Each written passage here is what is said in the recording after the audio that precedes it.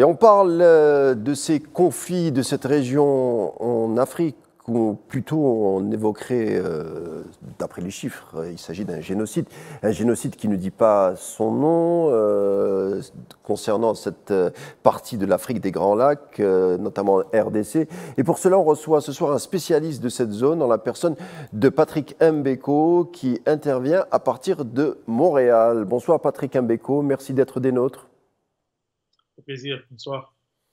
Alors Patrick Mbeko, vous êtes également auteur de nombreux ouvrages sur les conflits et les causes concernant l'Afrique et l'Afrique des Grands Lacs. Et notamment, vous avez écrit un livre, moi personnellement c'est comme ça que je vous ai connu, il y a quelques années vous avez écrit un livre sur Kadhafi, Objectif Kadhafi, 4 décennies de guerre occidentale sioniste qui s'est soldée par la tragédie que l'on connaît, livre à se procurer vraiment si on veut savoir, si on veut comprendre comment la Libye est arrivée à ce point de crise qu'elle rencontre actuellement. Alors on va me dire, pourquoi est-ce qu'on parle de la Libye? Eh bien actuellement, Saif el-Islam, le fils du défunt guide, sort de son silence concernant le financement libyen de la campagne présidentielle de 2007 de Nicolas Sarkozy, jugé en ce moment. Alors Nicolas Sarkozy aurait par 4 fois tenté, par des intermédiaires, d'opérer une pression sur le fils de Kadhafi. Un commentaire. Écoutez, je dirais tout simplement que le financement de la campagne de M. Sarkozy par le clan Kadhafi est un secret de polichinelle. Quand j'ai commencé à travailler justement sur la Libye, c'était l'une des informations que m'avaient donné des sources libyennes. Et vous parlez de 4 tentatives pour soudoyer, pour essayer d'inverser la version officielle relative à cette affaire. Moi, je vous dirais même qu'il y a eu des tentatives, il y a eu des menaces de mort, et même plus, il y a eu quand Kadhafi est tombé, la plupart de ses proches avaient été arrêtés, certains ont été torturés parce qu'on voulait savoir s'ils avaient des informations sur ce financement-là. Donc, ce qu'a dit le fils Kadhafi confirme ce que l'on sait déjà depuis un moment, et que M. Sarkozy essaie toujours qu'il nie toujours en réalité, mais c'est un secret de polichinelle. Tous ceux qui s'intéressent à ce dossier savent que le colonel Muammar Kadhafi a financé la campagne de M. Sarkozy. Alors on va évoquer, on arrive à présent à la situation en RDC, c'est un conflit aux origines anciennes. Alors tout d'abord Patrick Mbeko, pourquoi le M23 accentue ses attaques sur Goma? Alors Goma, c'est la ville de l'Est de la République démocratique du Congo, située sur la rive nord du lac Kivu, je le dis pour nos téléspectateurs. Oui, en fait, en réalité, quand on parle du M23, il faut plutôt parler du Rwanda, puisque le M23 n'est qu'un avant, c'est l'avant-poste en fait du Rwanda. Le Rwanda utilise en fait ce groupe armé pour déstabiliser la RDC. Mais les ordres, le commandement, la feuille de route provient directement du Rwanda. Alors pourquoi est-ce qu'on déstabilise Goma aujourd'hui? C'est parce que les discussions relatives à aux discussions de paix entre le président Tshisekedi et M.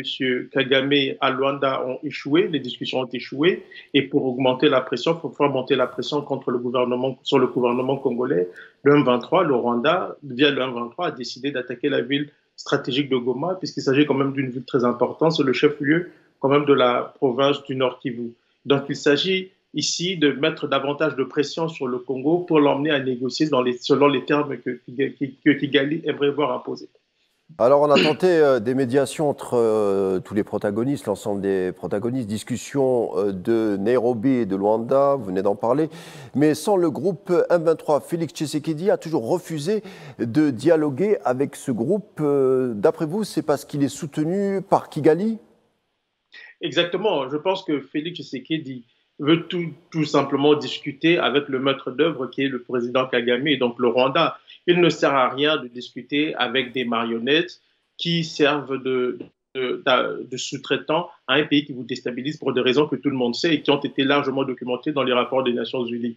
Donc, en fait, ce que Félix fait, il essaie d'appliquer la même logique que le président Poutine applique aujourd'hui dans la recherche de résolution de la crise ukrainienne. Les Russes, excusez-moi cette digression, mais je fais cette digression pour essayer d'expliquer. Allez-y, je vous en prie. Ce qui se passe, c'est que les Russes savent que la guerre qui est menée contre leur pays est pilotée depuis Washington. Et donc l'Ukraine n'est qu'un détail de l'histoire dans cette affaire. Et c'est la même chose dans le cas de la RDC où le Rwanda fait la guerre à la RDC par M23 interposé. Alors, M. Félix Tshisekedi ne veut pas perdre son temps à discuter avec des marionnettes. Il préfère directement discuter avec le marionnettiste en chef, qui est M. Kagame. Il n'y a pas d'autres marionnettistes en chef. La filière s'arrête à Paul Kagame ou il y a d'autres acteurs en chef dans l'équation, selon vous? Mais dans le dossier du 1-23, vous avez le marionnettiste en chef qui est Kagame. Après, vous avez d'autres parties prenantes qui se positionnent en fonction de leurs intérêts dans la région. Je pense ici à certains pays occidentaux qui entretiennent des liens étroits avec le Rwanda, y compris leurs multinationales, qui profitent en fait de la contrebande de ressources naturelles qui sort de la RDC et qui passent par le Rwanda pour se retrouver dans certaines capitales occidentales et même aux Émirats arabes unis. Alors on remarque, Patrick Mbeko, que l'armée congolaise a du mal face aux groupes M23 qui sont mieux équipés, mieux organisés. Comment vous l'expliquez? Mais il y a d'abord un problème de leadership militaire au niveau du Congo et des organisations aussi. Après, il faut aussi se poser des questions de base. C'est que comment voulez-vous que des militaires qui gagnent 50 à 80 dollars par mois aillent se battre pour des politiciens, pour un pays, pour se battre pour un pays dont les politiciens préfèrent, eux, empocher des sommes énormes au détriment de l'armée. L'armée n'est pas bien financée, il y a des détournements de fonds, il y a un problème de gouvernance. Je crois qu'aujourd'hui, l'armée congolaise est à l'image de la RDC, c'est-à-dire qu'un pays qui a un problème de gouvernance très sérieux. Et donc, il est tout à fait normal que l'armée se retrouve dans cette situation. Il y a un autre phénomène qui est celui de l'infiltration. L'armée congolaise, en fait, est un agrégat de plusieurs groupes l'ancienne armée congolaise, plus les groupes armés, certains ayant été soutenus, créés par le Rwanda et l'Ouganda, et dont les éléments ont été injectés dans cette armée. Donc, le Rwanda a réussi à peupler l'armée congolaise d'un certain nombre de budgets qui deviennent en fait sa cinquième colonne au sein des forces armées congolaises, ce qui explique en partie aussi la difficulté pour l'armée congolaise de relever le défi que pose le M23 aujourd'hui. Alors, Félix Tshisekedi, le président de la RDC, avait fait une promesse de campagne, c'est-à-dire d'en finir avec l'insécurité face aux événements tragiques qui traversent le Nord Kivu. Est-ce que vous pensez qu'il est complètement impuissant, désarmé face à cette complexité du Nord Kivu? Je pense que la présence congolaise est quand même dépassée par les événements. Et il faut dire, et ici je ne veux pas dire à la décharge du Rwanda, mais je crois qu'il faut aussi regarder du côté congolais. Il y a des défaillances importantes, il y a une absence totale de vision. Et il y a aussi une certaine peur. Hein. Quand on voit la position de la RDC dans cette histoire, on est quand même surpris de constater ou d'entendre le ministre de la Communication et porte-parole du gouvernement dire que la RDC n'exclut pas de déclarer la guerre au Rwanda quand le Rwanda, lui, a déclaré la guerre à la RDC par un M23 interposé.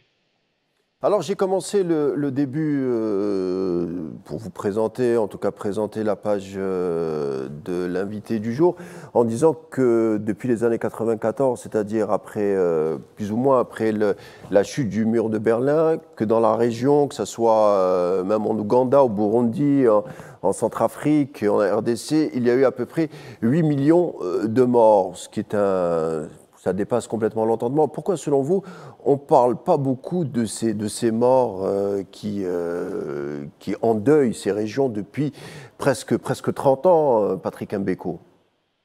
Il y a plusieurs raisons. Je crois que la plus importante, mais on en parle. Le problème n'est pas d'en parler, le problème est de dire ce qui se passe véritablement, parce que quand on en parle, c'est de manière souvent tronquée. On appelle des experts occidentaux qui ne comprennent rien à la réalité du terrain ou qui sont en réalité des gens affiliés idéologiquement au Rwanda de Paul Kagame, parce qu'il faut quand même rappeler que Kagame a réussi à mettre en place un réseau très important de gens, de sympathisants et de soutien en Occident, et ce réseau travaille à orienter le débat sur la réalité du terrain dans l'Afrique des Grands Lacs où le Rwanda propage la mort et la désolation.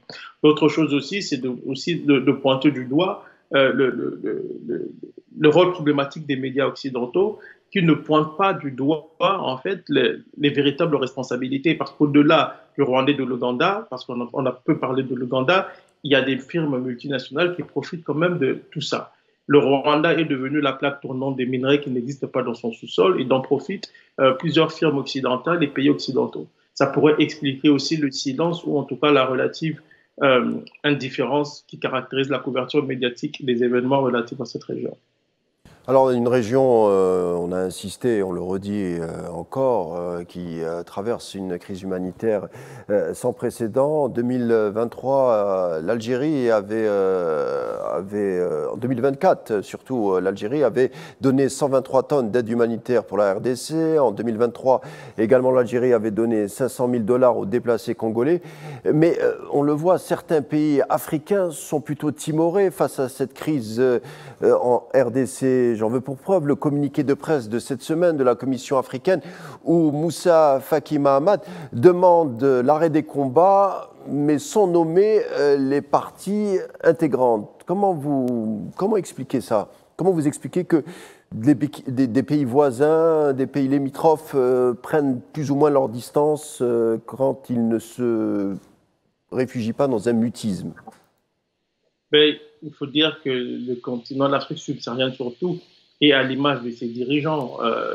Quant à l'Union africaine, tout le monde sait, en tout cas sur le continent, qu'elle n'est pas à la hauteur des enjeux qui caractérisent auxquels le continent est confronté, et plus particulièrement la République démocratique du Congo. Il y a aussi le fait que Kagame a beaucoup de soutien parmi les chefs d'État qui se montrent complaisants à son égard. Donc tout ça permet de comprendre la posture attentiste de la plupart des chefs d'État. Il y a aussi beaucoup d'hypocrisie dans cette histoire parce qu'on veut construire une Union africaine qui réunit les peuples, mais en fait, en réalité, c'est une Union africaine qui, sur le plan politique, est très faible et qui est incapable de peser sur le cours des événements au sein même du continent africain, ce qui pose vraiment problème. Alors, il y a aussi cette question qui est très importante quand on évoque la crise en RDC, c'est-à-dire la question des minerais, le M23. Et c'est évoqué dans un rapport des experts des Nations Unies, le groupe qui est soutenu par Kigali, on le dit encore. Alors, le groupe M23 s'accapare le cobalt ou le coltan dans la région est de la RDC. L'extraction est évaluée à 120 tonnes par mois dans la mine de Rubaya, qui est la mine qui est une des plus importantes ou la plus importante, qui est le plus important gisement non seulement de la région mais du monde. La RDC, on le rappelle, détient 60% du coltan dans le monde, dont on fabrique plusieurs choses, les fuselages d'avions, de fusées, les téléphones portables, consoles de jeux. Alors ce coltan est extrait par le groupe du M23, il est acheminé ensuite à Kigali où il est étiqueté comme une production rwandaise. Alors, on est en train de décrire là un trafic de grande ampleur, Patrick Mbeko. Est-ce que c'est pour ça qu'il y a une crise? Est-ce que c'est justement... Oui, oui, en réalité, parce qu'en fait, il y a la crise, et c'est une crise, je dirais, multifactorielle. Mais l'élément de fond, l'élément central dans cette crise, c'est l'exploitation illicite de ressources naturelles congolaises, entre autres le coltan. Le coltan sort par le Rwanda, et puis du Rwanda, le coltan se rend dans plusieurs capitales occidentales. Et ça, tout le monde le sait, et ironie de l'histoire, c'est que l'Union européenne vient de signer un protocole d'accord avec le Rwanda sur sur les matériaux critiques, entre autres les minerais stratégiques qui proviennent de la RDC. Et c'est la même Union européenne qui fait la leçon au monde entier sur les affaires d'état de droit, sur les droits de l'homme et tout ça, alors que l'Union européenne aujourd'hui est partie prenante indirectement dans cette histoire parce qu'en soutenant politiquement et diplomatiquement le Rwanda qui, lui, propage la mort et la désolation dans la région, l'Union européenne se fait complice des actions du Rwanda via le M23 en République démocratique du Congo. C'est en partie l'une des raisons qui permet de comprendre aussi la complaisance d'un certain nombre d'États à l'égard du Rwanda qui, lui, continue à propager la mort, la désolation et la souffrance à l'est du Congo. Donc la question des ressources naturelles, elle est centrale. Et d'ailleurs, je rappelle que ça ne date pas d'aujourd'hui. Quand vous lisez le premier rapport des Nations Unies, le 2001, dans lequel on pointait près de 85 compagnies étrangères, entités étrangères impliquées à l'époque, la guerre faisait rage à l'est du Congo. Le pays était divisé en trois. Il y avait des grandes compagnies américaines et européennes qui étaient impliquées. Et on voit que la logique se poursuit aujourd'hui et avec le tournant vert dont on parle maintenant, les voitures électriques et tout ça, on a besoin de certains minéraux critiques, des matériaux critiques en tout cas, et des minerais qui se retrouvent en nombre en RDC. Et on préfère passer par le Rwanda qui joue le rôle de sous-traitant dans cette entreprise de la mort qui fait beaucoup de victimes aujourd'hui au Congo. Alors, l'exploitation du cobalt rapporte, selon le rapport de l'ONU, 800 000 dollars par mois au M23. Le groupe, je le disais, l'achemine vers Kigali. D'ailleurs, la Banque centrale rwandaise annonce qu'entre 2021 et 2023, la production de cobalt a doublé. Ce sont des recettes qui échappent à Kinshasa, évaluées à 300 000 dollars par mois, selon le rapport de l'ONU. Mais le rapport de l'ONU ne dit pas à qui sont les bénéficiaires en bout de chaîne. On sait par exemple que actuellement Appel France et Appel Belgique sont en justice avec Kinshasa parce qu'ils utiliseraient le cobalt qui proviendrait de la mine de Roubaïa. Exactement. En fait, c'est ça le problème de la plupart des rapports des Nations Unies depuis un moment. Les premiers rapports étaient beaucoup plus sérieux, beaucoup plus révolutionnaires, entre guillemets, si on peut dire, parce qu'on citait quand même des compagnies. Et puis après, à partir de 2003, il y a eu des fortes pressions du côté américain, britannique, pour que les noms de certaines compagnies ne soient pas cités. Certaines entités même ont été retirées du rapport final de 2003-2004. Et donc, depuis, on voit des rapports qui sortent qui pointent du doigt des responsabilités au niveau régional, mais rien sur l'implication des grandes firmes occidentales qui, faut-il le dire aussi, ne s'approvisionnent plus de manière ouverte, utilisent des superfuges pour ne pas être repérés dans leur approvisionnement dans des ressources naturelles qui proviennent de la région. Donc il y a tout ça, et quand vous lisez bien, quand vous connaissez le dossier et vous lisez le rapport, vous voyez, il y a quand même il y a du rapport de l'ONU, vous constatez quand même qu'il y a une dimension politique non négligeable là-dedans. Je voudrais qu'on revienne sur ces échauffourées qui ont eu lieu. On a vu dans notre édition, on a vu des manifestants congolais s'en prendre à l'ambassade de France, où on a le bâtiment, une partie du bâtiment a pris feu. Est-ce que cette haine contre la force française est justifiée ou vous pensez que c'est alimenté? Comment vous le percevez? Puisque depuis le génocide rwandais, on sait que l'impact français dans la région a plus ou moins diminué au détriment d'autres forces comme les États-Unis, le Canada. D'ailleurs, vous en parlez largement dans vos ouvrages.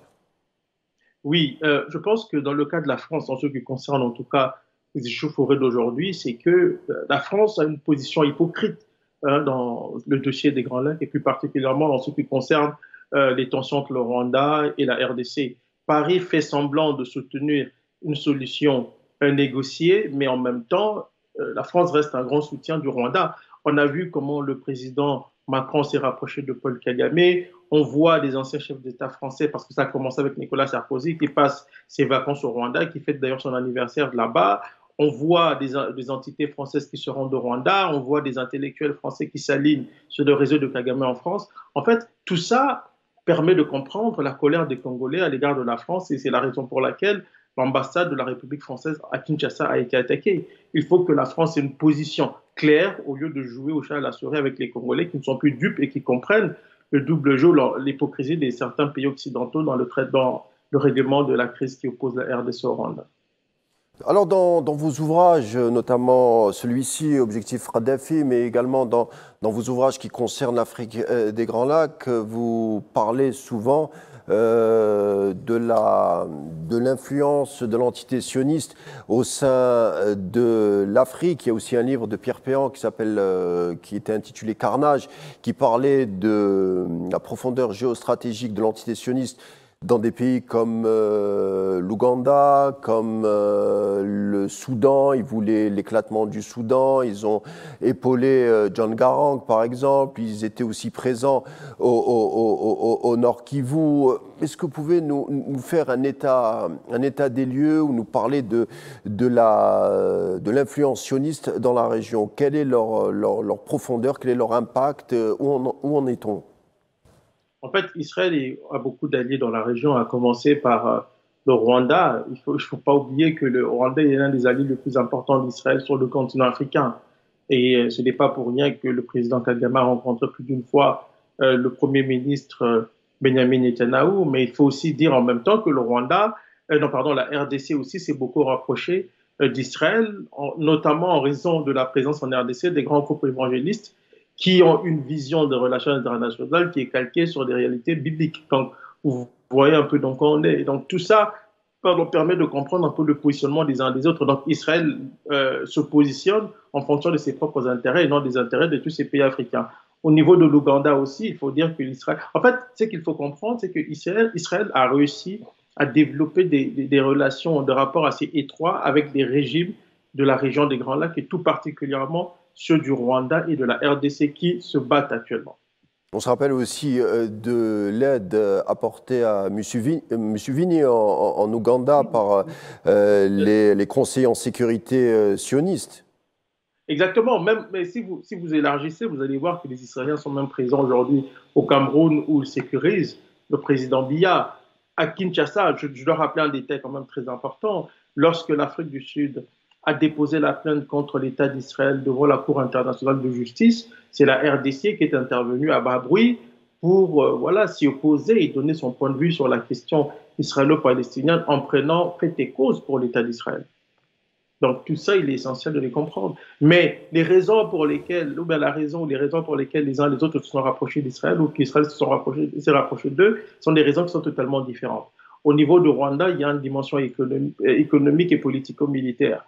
Du côté de la RDC, il y a une dimension politique, mais qui est beaucoup plus justifiée du côté congolais par la présence en RDC des groupes évangélistes qui gravitent aujourd'hui autour du président Tshisekedi et pour qui Israël est un État exemplaire au regard de tout ce qui est dit dans la Bible. Donc, il plaque sur les relations internationales et la géopolitique du Congo des affaires bibliques qui n'ont absolument rien à voir. Alors, David Ben Gourion disait à l'époque que l'Afrique était de première source d'intérêt pour l'entité sioniste et qu'il fallait jouer sur le conflit entre certains pays arabes et certains pays africains. Vous qui observez de long en large l'Afrique, est-ce que vous voyez ce plan s'esquisser quand vous voyez par exemple des conflits, des théâtres de crise en Afrique, est-ce que vous voyez ce plan en train d'être fomenté par rapport à ce que je disais? Mais moi, ce que je crois, c'est qu'aujourd'hui, quand il faut voir qu'il l'a dit à un moment donné de l'histoire africaine et même de l'histoire de l'État d'Israël. À l'époque, les relations n'étaient pas les mêmes, les enjeux politiques et géopolitiques dans la plupart des pays, y compris sur le continent africain, n'étaient pas les mêmes qu'aujourd'hui. Aujourd'hui, en plus de cela, il y a une présence très importante de plusieurs autres acteurs qui essayent de se positionner sur le continent en essayant de tisser des alliances ici et là avec des États africains, ce qui bouleverse totalement aussi la donne sur le terrain et modifie aussi le rapport de force sur le terrain politique, emmenant parfois l'État d'Israël à composer avec des pays qu'il n'aurait pas voulu peut-être soutenir. On voit la même chose de la part des États-Unis. Et il est vrai qu'il y a toujours cette volonté d'opposer le nord au sud, hein, au sud du Sahara. Mais de mon point de vue, il y a aussi aujourd'hui l'arrivée sur le continent des dirigeants qui sont beaucoup plus décomplexés, qui ne se laissent plus manipuler comme par le passé. Et donc je crois qu'un tel projet, de toute façon, n'aboutira pas au regard de tous ces enjeux que j'ai relevés. Alors, dernière question, Patrick Mbeko, rapidement. Quelle est la solution dans l'est de la RDC pour faire taire les armes et arriver à la paix? Rapidement. Moi, je crois que la solution, c'est le rapport de force sur le terrain. On dit que la guerre, c'est la politique par d'autres moyens. Et ici, on a affaire à un État qui est déterminé à déstabiliser le Congo, à occuper une partie du territoire national, quitte à le contrôler et à piller ses ressources naturelles. C'est les Congo qui le dit. C'est le dernier rapport des Nations Unies qui vient de sortir en janvier de cette année. Donc je crois que le Congo renverse le rapport de force sur le terrain militaire pour parvenir à une paix véritable avec l'agresseur que le Rwanda. Merci Patrick Mbeko, merci d'avoir été des nôtres. Je rappelle que vous êtes auteur et spécialiste de l'Afrique des Grands Lacs, politologue aussi. Je vous dis à bientôt et encore merci.